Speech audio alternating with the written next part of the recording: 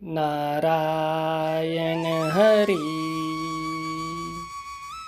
कार्तिक मास में आप श्री विष्णु हरि जी की आराधना करना चाहते हैं तो मन के द्वारा कल्पित आप उनके स्वरूप का ध्यान करें तो उसकी भी पूजा जो है आप कर सकते हैं। इसमें ये बताई गई है, वो भी एक मूर्ति का रूप रहेगा। शालिग्राम शिला का पूजन तो साक्षात श्री कृष्ण का पूजन करना ही है। शालिग्राम में जगत गुरु श्री कृष्ण सदैव निवास करते हैं। शालिग्राम का जल से जो अभिषेक है, उस जल की एक बिंदु का भी जो पान करता है वो पापों से छूटकर मुक्ति मार्ग को प्राप्त होता है। और जो शालिग्राम शिला के समक्ष अपने पितरों का श्राद्ध करते हैं, उनके पितर विष्णु लोक में वास करते हैं, इसमें तनिक भी संदेह नहीं है। यहाँ शालिग्राम की बहुत बड़ी महिमा बताई गई है। और शालिग्राम के संबंध में ये भी है कि वो शालिग्राम जो शिला है, यदि वो कहीं से खंडित भी है, टूटी हुई भी है, तो भी वो पूजन के योग्य है और उसमें कोई दोष नहीं लगता है। वो शालिग्राम पूजन के लिए किसी मंत्र की, किसी आह्वान की, किसी विधि की कोई आवश्यकता नहीं, केवल भावना की आवश्यकता है, भक्ति की आवश्यकता है। शालिग्राम में स्वयं श्री विष्णु विराजमान रहते हैं, इसलिए उस शिला में विष्णु के, भगवान के किसी भी रूप की जो है आह्वान की आवश्यकता नहीं रहती। केवल भावप्रद होकर के यदि आप जल से भी उसका अभिषेक कर देंगे तो वो भी आपकी पूजा स्वीकार्य होगी। और इसमें जो है ब्रह्मचारी हो, गृहस्थ हो, वानप्रस्थी हो, सन्यासी हो, सभी ये पूजन कर सकते हैं और इसका नैवेद्य ग्रहण कर सकते हैं। और नैवेद्य उसका ग्रहण यानी कि प्रसाद, शालिग्राम का प्रसाद सबको ही लेना चाहिए, इसमें किसी भी विचार की आवश्यकता नहीं है। शालिग्राम शिला जो है, चक्र वाली शिला जो है, उसका दान करना बहुत ही श्रेष्ठ है। लेकिन उस शिला का मूल्यांकन करना यानी कीमत लगाना, खरीदना या बेचना, ये दोनों निषेध बताया गया है। अब यदि हमें शालिग्राम शिला चाहिए, कोई हमें दे रहा है, तो हम उससे उसका मूल्य के रूप में उसे कुछ ना दें, ना ही उससे उसका मूल्य पूछें। यदि वो शालिग्राम शिला हमने किसी से ली और हमें लगता है कि हमने इसको कुछ देना, तो दक्षिणा रूप में हम उसे कुछ दे सकते हैं और वो भी दक्षिणा रूप में उसको स्वीकार करें। मूल्य के रूप में ना तो स्वीकार करना, ना ही देना, ये मतलब निषेध बताया गया है। और शालिग्राम का जो पूजन है वो विषम संख्या में यानी 3 शालिग्राम, 5 शालिग्राम, 7 शालिग्राम, ऐसे जो है इतनी संख्या में शालिग्राम शिला का पूजन नहीं करना चाहिए।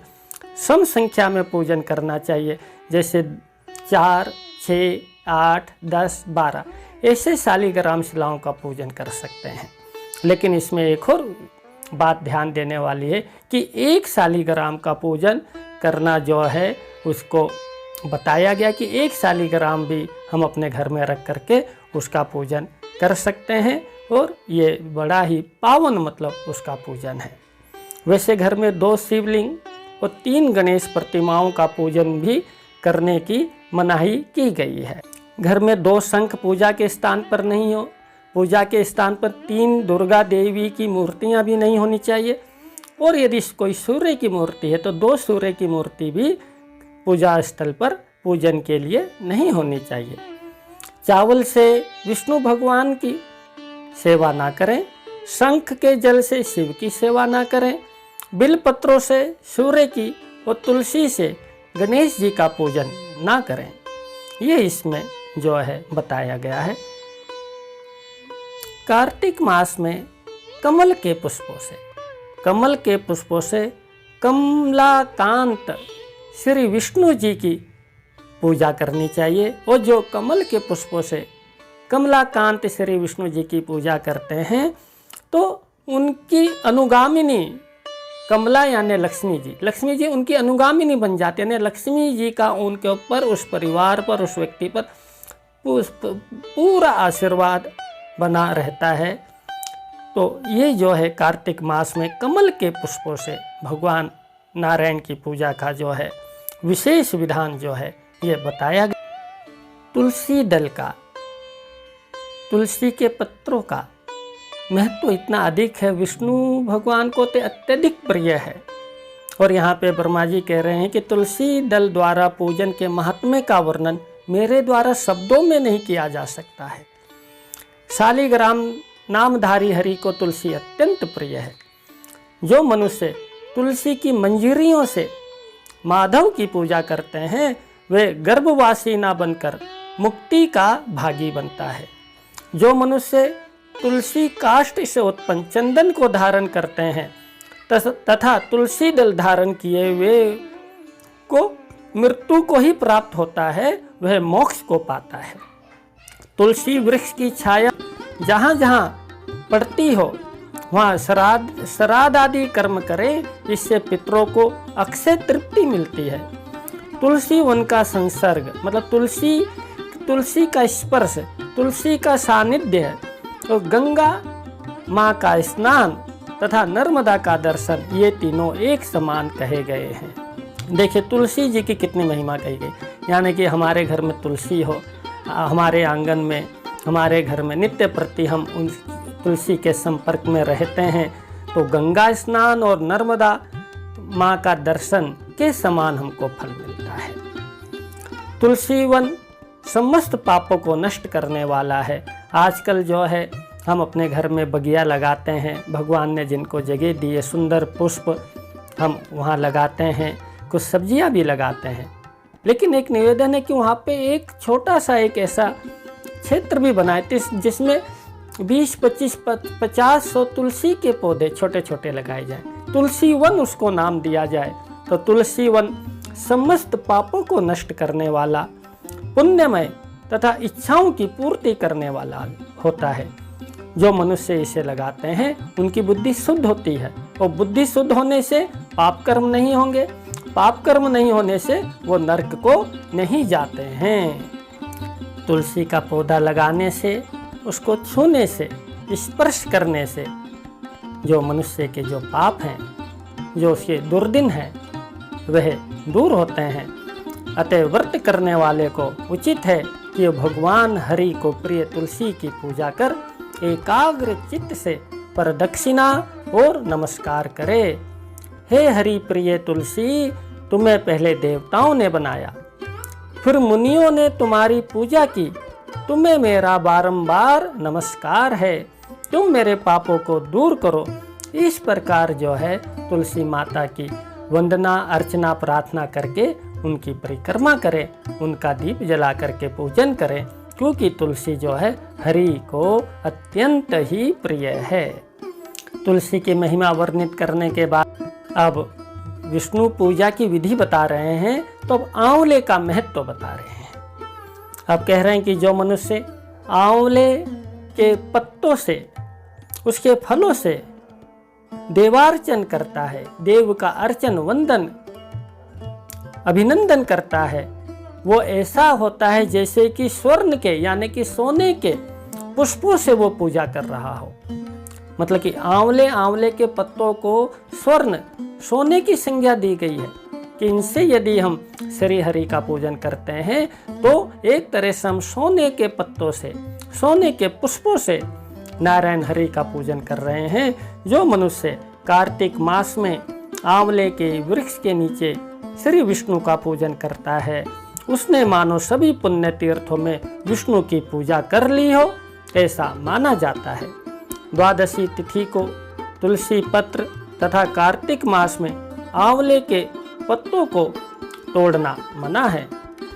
हे नारद, आंवले के नीचे जो पिंड दान करता है उसके पितर 100 वर्षों तक निरंतर तृप्त बने रहते हैं, प्रसन्न रहते हैं और उस परिवार में उनकी कृपा बनी रहती है।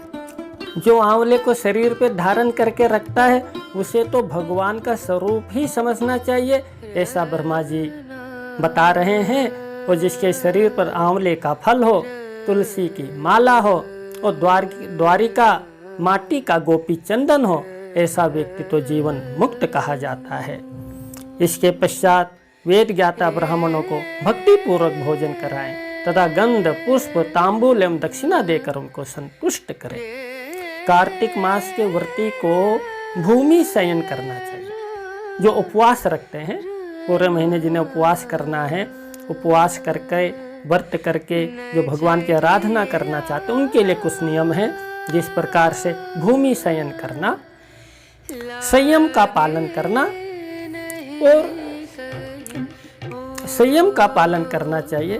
और एक समय जो भोजन करेंगे तो मौन होकर के भोजन करना, एक समय भोजन करना, मौन होकर के भोजन करना, इस तरह का नियम बताया गया है। व्रती को शहद, कांजी, दाल, तिल का तेल और अन्य जो दूषित पदार्थ हैं या जो अभक्ष्य पदार्थ हैं उनको खाने को मना किया गया है। और संयम का पालन करना, लोगों से मन मुटाव, क्रोध, द्रोह ना करना, यानी कि व्रती मनुष्य कार्तिक मास में बुरे भाव तथा बुरे शब्दों को त्याग दें। देखिए, जब मन में कोई बुरा भाव नहीं आएगा, मुख से कोई बुरा शब्द हम नहीं कहेंगे, तो हमें किसी से भी द्वेष नहीं होगा, मन प्रसन्न रहेगा और वो प्रसन्नता जो है श्री हरि को समर्पित रहेगी। अतः हमको किसी की निंदा भी नहीं करनी है, चाहे वो दूसरा व्यक्ति हमारी दृष्टि में दुष्ट हो, लेकिन फिर भी हम जो व्रती हैं वो किसी की निंदा ना करें। अन्नों में मसूर, बासी अन्न इत्यादि नहीं खाना चाहिए। तांबे के बर्तन में दूध, दही, घी ये नहीं रखना चाहिए। और प्याज, लहसुन इत्यादि जो है, घिया, काशी फल, बैंगन, इस तरह के जो निषेध चीज़ें बताई गई है उनका व्रती को जो है त्याज्य करना चाहिए, उनका सेवन नहीं करना चाहिए। नारियल है, परवल है, बेर है, पान है, हरी साग सब्जियां हैं, इनका भी निषेध जो है बताया गया है। दूध का सेवन कर सकते हैं, दूध से बनी वस्तुओं का सेवन कर सकते हैं, लेकिन खट्टी चीज़ों का, नींबू इत्यादि खट्टी चीज़ों का भी जो सेवन वो निषेध बताया गया है। यानी कि जो व्रती है वो अपने आप को पूर्ण रूप से शुद्ध रखे, मन से, कर्म से, वचन से। मन में तो दूषित विचार हैं, मन में तो किसी के प्रति द्वेष है, और ऊपर से यदि हम आराधना कर रहे हैं तो उसका फल हमें कितना मिलेगा ये तो आप स्वयं ही समझते हैं। जिस प्रकार लोटे को उल्टा गंगा जी में डुबो दो और उल्टा ही करके निकालो तो उसमें गंगा की जल की एक बूंद भी प्रवेश नहीं करेगी। इसलिए इन नियमों का पालन करते हुए बाकी कोई चीज़ की तरफ आप ध्यान न दें, कैसे हो रहा है, क्या हो रहा है, बस भावना चाहिए, भक्ति चाहिए। कर्मकांड की तरफ ज़्यादा नहीं ध्यान दीजिए, केवल अपनी भक्ति को जगाइए। भक्ति को जगा करके श्री विष्णु को समर्पित हो करके प्रातःकाल हम ब्रह्म बेला में स्नान करें, पवित्र नदियों का स्मरण करें। नदी यदि हमारे कोई निकट है तो वहाँ जा कर के स्नान करें, पितरों को तर्पण करें। तर्पण करने के बाद जो है हम सूर्य को अर्घ्य दें। उसके बाद जो है हम पूजन सामग्री लेकर के निकट के मंदिर में जाएं। यदि मंदिर नहीं है तो अपने घर के मंदिर में, या हम आपस में एकत्र होकर के किसी का कोई बड़ा कमरा हो तो वहाँ पर भगवान विष्णु की प्रतिमा चित्र को लगा करके उसी को मंदिर का रूप दे करके वहाँ पर एकत्र होकर के भगवान विष्णु का अर्चन, वंदन, गायन, कीर्तन करें। और जो चीज़ों का निषेध बताया गया है उन चीज़ों का खान पान में निषेध करें और एक ही बार हम भोजन करें। इस तरह से विष्णु पूजा के विषय में ये नियम बताए गए हैं। इति श्री नारायण हरि।